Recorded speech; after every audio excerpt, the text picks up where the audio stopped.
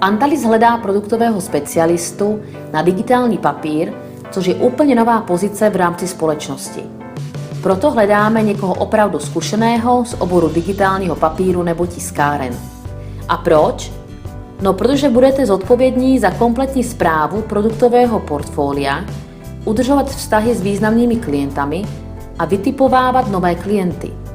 Jako produktový specialista budete podporovat prodejní tým v dosažení prodejných cílů a budete se společně s obchodníky zúčastňovat prodejných schůzek.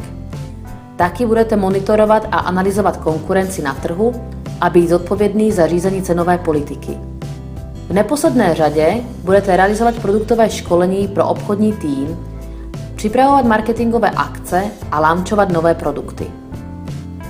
Pokud máte o tuhletu pozici zájem, tak musíte jenom splňovat pár požadavek, jako například zkušenost z oboru digital a ideálně na pozici produktový specialista nebo z pozice obchodní. A protože se budete zúčastňovat zahraničních školení, musíte mluvit plynně anglicky. Nástup? No, samozřejmě ideálně včera. Avšak rádi si na skvělého kolegu počkáme.